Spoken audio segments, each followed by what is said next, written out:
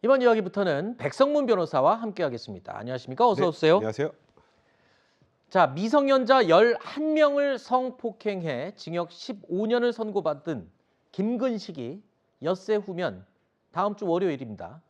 출소해서 다시 사회로 나옵니다.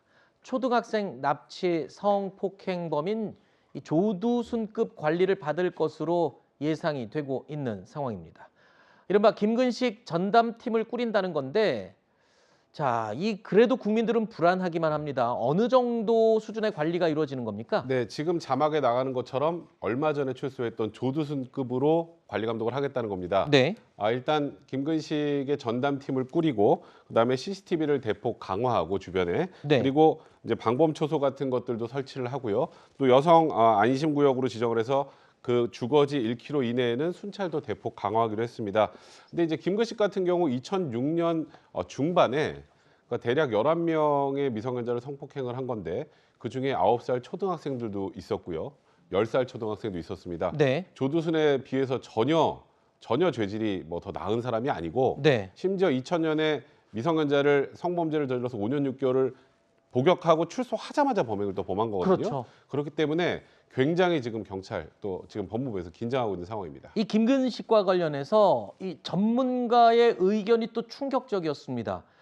표창원 전 의원이죠. 김근식에 대해서 이런 의견을 지금 밝혔습니다. 김근식은 무조건 재범한다.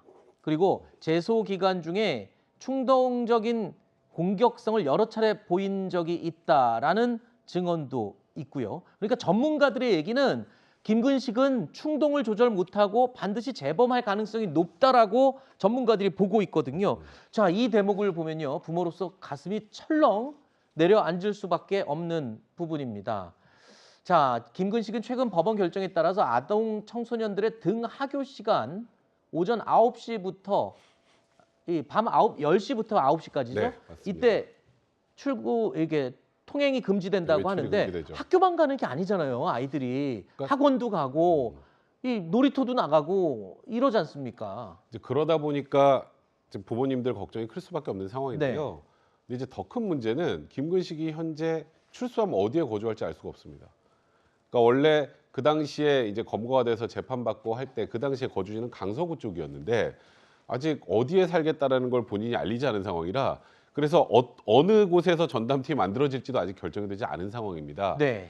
그리고 지금 말씀하셨던 것처럼 외출 시간을 제한하는 것만으로 과연 소위 전문가들이 예상하기에 재범 가능성이 100%라고 하는 김근식을 완벽하게 통제할 수 있을까? 네. 이에 대한 그런 의구심도 들 수밖에 없는 것이고요. 제가 아까 말씀드렸던 것처럼 2000년에 미성년자를 성폭행해서 5년 6개월을 살고 나오자마자 범행을 초등학생 포함한 미성년자 11명을 성폭행한 거란 말이죠. 네. 거기에다가 2014년, 2018년에 재범 위험성 평가에서도 재범 위험성이 매우 높다고 나온 상황입니다. 네. 그리고 원래 작년 9월에 출소해야 되는 상황에서 재소자 2명을 폭행해서 지금 인력이 늘어난 거예요. 아하. 그렇기 때문에 김근식에 대해서 국민들이 굉장히 걱정할 수밖에 없는 그런 상황인 겁니다. 자, 이렇게 불안감이 고조되다 보니까요. 한동훈 법무장관까지 나서서 김근식과 유사한 성범죄 고위험자에 대해서는요. 관리 강화 방안을 마련하겠다 언급한 바가 있습니다.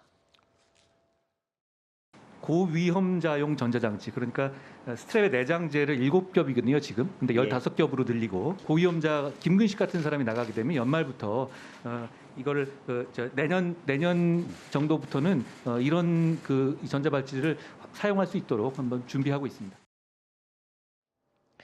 자, 그러니까 이 아동 성범죄 재범률이 높은 범죄 가운데 하나다라고 전문가들은 분류하고 있습니다. 그만큼 전자발찌를 강화하고 이 사후 조치하는 것도 중요하지만 이 애초에 범죄를 못 저지르게 하는 방법이 없을까요? 그러니까 사실 뭐 이론적으로 따지면 치안을 좀 더 강화하는 방법이 있겠습니다만 그렇다고 완벽하게 범죄자들을 통제하기 좀 어렵겠죠. 네. 이제 그렇다면 사후적으로 이런 게 필요합니다. 내가 이런 행동을 하면 정말 엄청난 처벌을 받는구나. 처벌을 강화해서 일단 일반 예방적 효과를 좀 거둘 수 있는 방법이 있고요. 그리고 제가 좀 아쉬운 건 지금도 블러 처리돼 있죠. 네. 김근식의 얼굴이요. 네. 성범죄자 알림이 사이트를 통해서 클릭해서 찾아보면 얼굴을 확인할 수 있습니다만 대중들이 잘 모릅니다. 네. 그리고 성범죄자 알림이 사이트를 통해서만 볼 수 있다는 것에 대해서도 사실 의구심을 갖고 계신 분들이 많은데 네. 이게 결국 뭐 피의자 인권이나 이런 것들 때문일 텐데요. 네. 그보다 더 중요한 건 사회 안전만 확보입니다. 그래서 네. 저는 적극적으로 신상을 더 공개하고 공개할 때 최대한 최근의 얼굴을 공개할 수 있는 그런 방안들을 좀 만들 필요가 있지 않을까. 네. 거기서부터 출발이 아닌가 싶습니다. 외국의 경우 미국에서는 이런 경우 그냥 이 사진이 그냥 막 공개돼. 머그샷이 다 공개되죠. 그렇죠. 저희도요 이 방송 준비하면서 김근식의 얼굴을 이 모자이크 희미하게 처리를 하면서 왜 신상이 공개됐는데 방송에는 공개 못하지?라고 이 의문을 가진 부분이 있었거든요. 그 부분을 지금 변호사께서 설명을 해주셨습니다. 자, 우리 아이들 참 안전하게 뛰어놀 수 있도록 좀 조치가 됐으면 합니다.